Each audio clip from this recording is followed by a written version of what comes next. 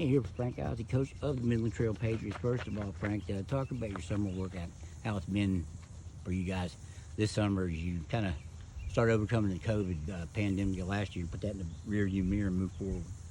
It's been pretty good. I think we're experiencing, just like everybody else, the after effects of COVID. A lot of kids ended up getting jobs and doing things like that to preoccupy their time, and that's carried over. I've got kids now that are working all day or working in the evening, so we're trying to work around their schedules, but we've had a good turnout, and we're getting a lot stronger compared to this time last year due to the COVID. Right. We're really strong compared to last year.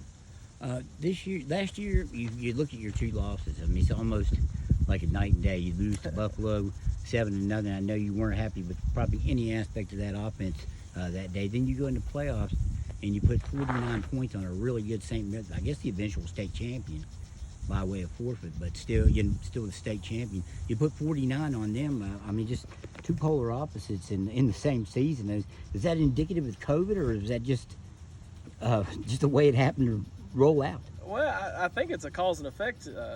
To be honest with you, it's a perfect example.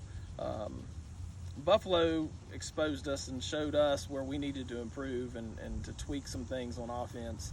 Once we got to St. Mary's in the playoffs, we had been practicing for a couple of weeks with those tweaks, and it all just come to a head, and we executed really well.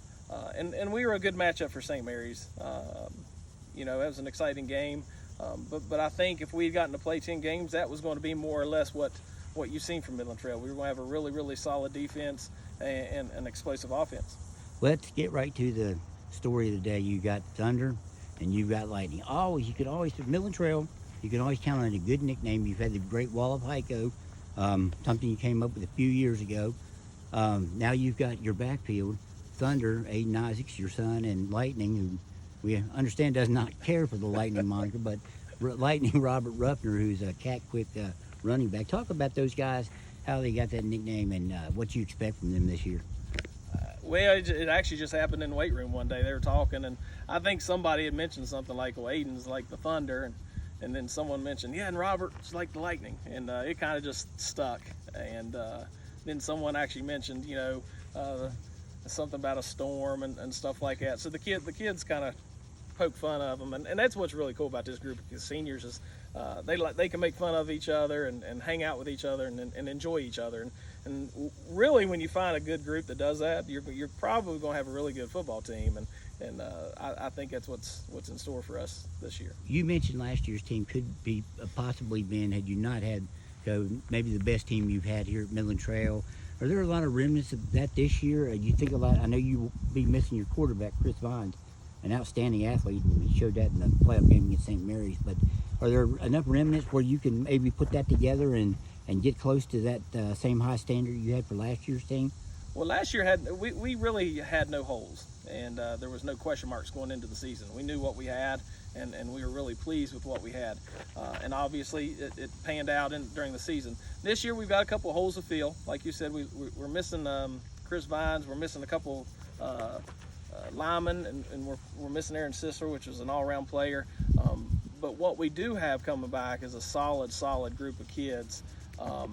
And like I said, they've been working in the weight room, so they've changed their bodies. They've transformed their bodies into some really, really nice-looking young men that's going to turn out, and I think it's going to translate on the football field that we're going to get back to, Midland Trail football. We're going to be physical. We're going to be able to be really physical this year, and when I can say that and know that I'm telling the truth, you're going to see a smile on my face. Well, does that come because of the fact you've got a Thunder in the backfield who can be like an extra offensive lineman? I'm talking about Aiden Isaacs, your son, but he can also carry the ball and do damage as a skill-type player.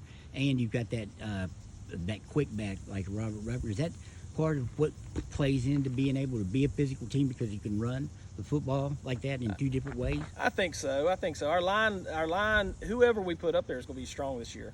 And that's always nice to see. But when you have a 230-pound back, and he is skilled, he can come out of the backfield and he can block, and he can break one for a big one. you're going to have to focus on that some. Is he a fullback? By definition, I mean by definition. In our I mean, offense, no. I would just say because a fullback doesn't really exist in any offense. not anymore, anymore. Not anymore. You can see him all over the field. Very similar to what we did several years ago with the Cordell Lesher and Morgan Ferris and Nathan Hanshoe group. Our backs are going to be all throughout the formations. You're not really going to be able to focus on the position that they're at. And we can use them in a lot of different ways. But Aiden's skilled. For 230 pounds, he's skilled. And he's got some of the better hands on the team. He's probably got the best feet on the team. And he's one of the stronger kids on the team. And then obviously Robert. When you start focusing on the downhill runner, Robert's going to run around you because he's running about a 4.5 40.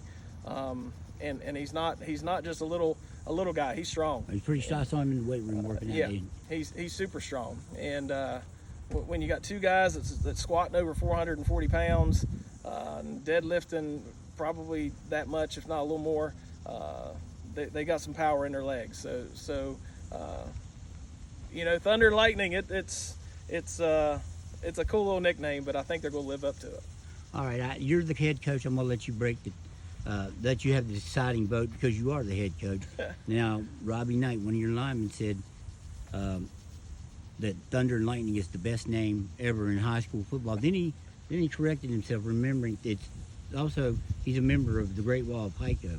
So, Thunder and Lightning, Great Wall of Hyco, which way are you going to go if you had to pick one of those? That's easy, man. I'm a former offensive lineman. I'm going to say Great Wall of Hyco. We're not going anywhere without that group, and we're super excited to have that group working as well as they are. I've got a great offensive line coach, and he believes in them, and he has them ready week in and week out. All right, Frankie, I appreciate the time. We'll be talking to you again soon. Hey, appreciate that. Thank you, man.